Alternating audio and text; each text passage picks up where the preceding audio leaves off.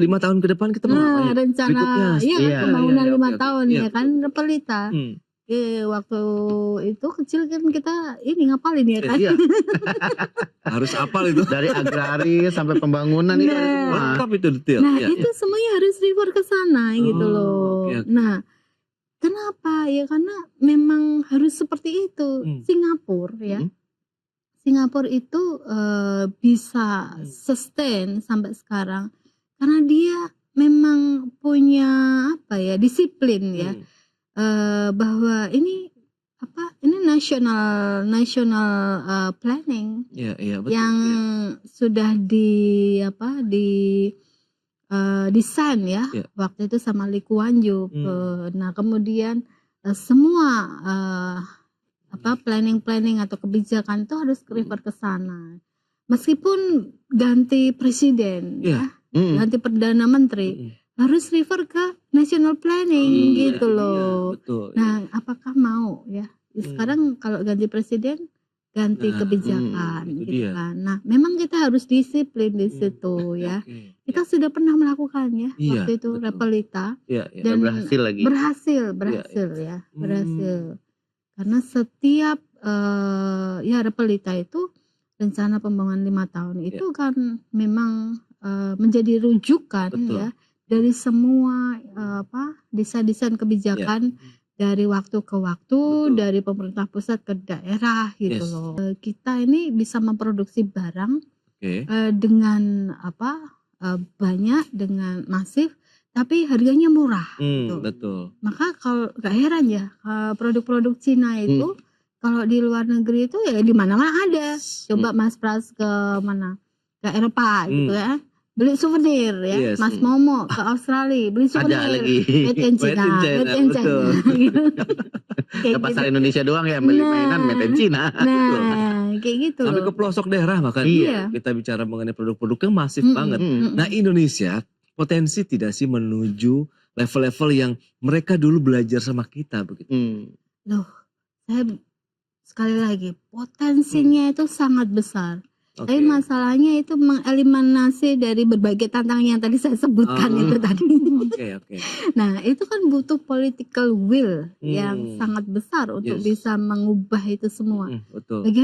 Bagaimana mentertibkan ya regulasi pusat sampai dengan daerah itu inline. Ya itu penting banget. Tahun 2005 ya saya itu membuat artikel ilmiah yang saya presentasikan pada Kongres ISE ya, Ikatan Sarjana Ekonomi Indonesia tahun 2005 di Manado. Dan tahun 2006 di IRSA ya di Malang itu di Brawijaya. Oke. Temuan saya adalah ada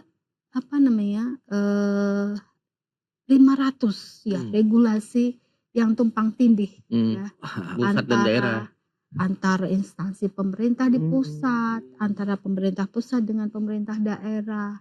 Coba itu tolong ditertibkan dulu 500 loh. Ini itu. Iya, daerah-daerah, belum dinas-dinasnya. Iya. Nah, itu. Semrawut itu berarti. Iya.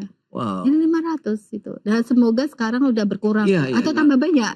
Sebenarnya sudah berkurang, Bu. Cuman kan memang pada saat kita perhatikan dari pemerintah belakangan ini memang ada beragam deregulasi yang sudah dilakukan. Nah, tapi kalau kita lihat efektivitasnya nih yang masih ditunggu nih. Nah, kalau Indef sendiri dengan upaya-upaya yang sudah dilakukan oleh pemerintah deregulasi segala macam, itu nantinya akan membuahkan hasil yang sesuai harapan nggak sih?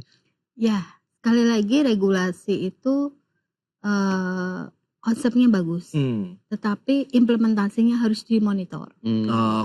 Oke. Jadi itu yang harus digarisbawahi. Ketika regulasinya bagaimana, implementasinya bagaimana, harus dipastikan bahwa inline dengan konsepnya. Gitu ya. Jadi kalau kita bicara OSS ya, terus terobosan baru bahwa membuat izin itu lebih mudah dan seterusnya. Betul. Tetapi di OSS sendiri itu kan ada kelemahannya gitu. Iya. Nah, yang sampai sekarang orang kalau ngurus izin juga masih susah gitu kan. Masih manual juga ujungnya. Manual juga ya kan. Oke. Ya, kayak gitulah.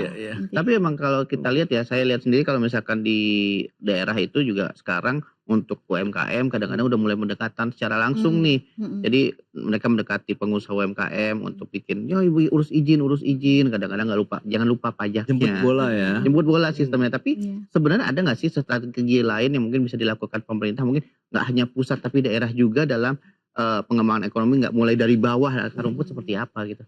Jadi gini, ini yang satu temuan lagi ya, yang saya lihat ya, bahwa kolaborasi antar stakeholder terkait ini juga sangat penting gitu. Oke. Jadi sebenarnya ini bukan hanya tugas pemerintah kok, gitu. Iya. Tetapi juga perguruan tinggi bisa dilibatkan ya, riset think tank juga dilibatkan. Kenapa? Karena salah satu biaya riset ya, kalau pemerintah pengen melakukan mengeluarkan policy ya, riset yang bisa diproduksi termurah ada di kampus gitu. Iya bener. Iya kan? Apalagi Ibu pernah di kampus ya.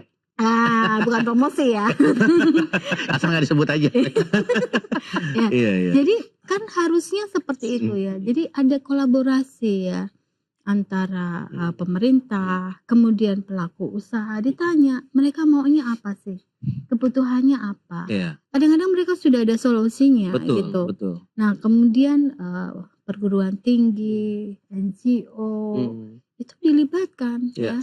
Bicara tentang misalnya, saya tuh kadang-kadang sedih ya, di Indonesia misalnya kita bicara tentang kopi gitu kan.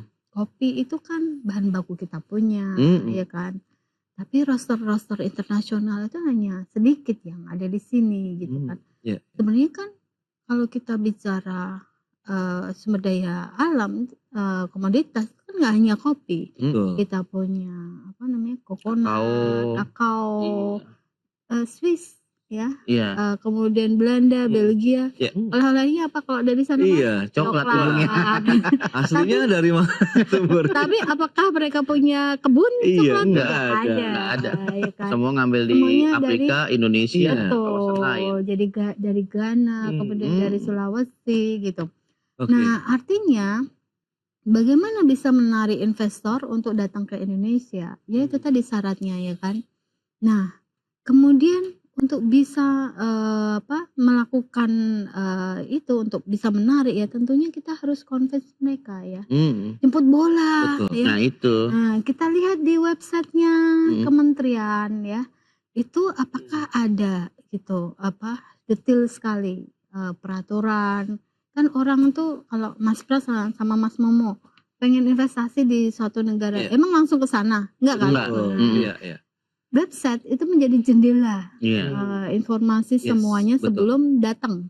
Nah sehingga website itu adalah satu media promosi yang sangat murah. Betul. Gitu loh. Dan harus syarat informasi di sana. Betul. Oke. Nah coba Mas Pras sama Mas Momo buka yang namanya website One Touch Investment in China.